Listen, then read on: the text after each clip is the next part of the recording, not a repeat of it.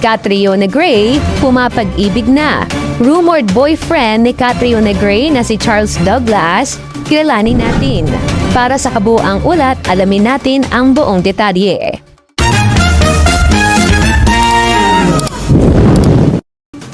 Muling naging sentro ng atensyon sa mundo ng showbiz ang Miss Universe 2018 na si Catriona Gray matapos kumalat ang mga larawan at ulat na nag-uugnay sa kanya sa isang banyagang modelo at aktor na nagngangalang Douglas Charles. Matapos ang kanyang naging pahayag noong Pebrero tungkol sa pagkansela ng kanilang engagement ni Sam Milby, tila handa na ang beauty queen na magbukas muli ng kanyang puso. Ayon sa mga lumalabas na balita, si Douglas Charles ang lalaking nagpapasaya ngayon sa ating beauty queen. Si Douglas Charles ay inilarawan ng mga netizen bilang isang American model actor na may taglay na mala Enrique Iglesias na karisma. Marami ang nakapansin sa pagkakahawig nito sa dating nobyo ni Catriona na si Clint Bondad. Lalo na sa mga kumakalat na stolen shots kung saan nakikitang magkasama ang dalawa sa mga pampublikong lugar.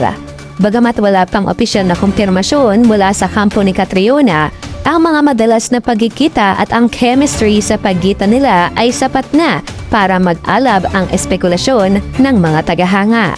Sa isang nakaraang panayam kay Karen Davila, inamin ni Catriona na siya ay kasalukuyang nakikipag-date sa isang tao mula sa labas ng showbiz industry sa Pilipinas.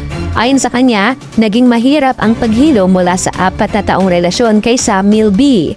Ngunit nananatili siyang naniniwala sa ganda ng pag-ibig at sa pangarap na magkaroon ng sariling pamilya sa hinaharap.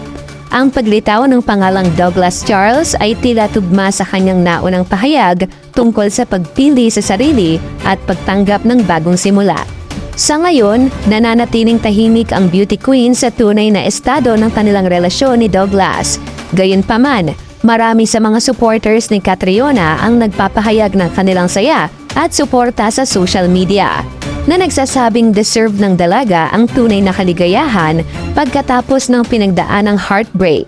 Patuloy na inaabangan ng publiko ang anumang kumpirmasyon o opisyal na pagpapakilala ni Catriona sa lalaking pinaniniwala ang nagpatibok muli sa kanyang puso.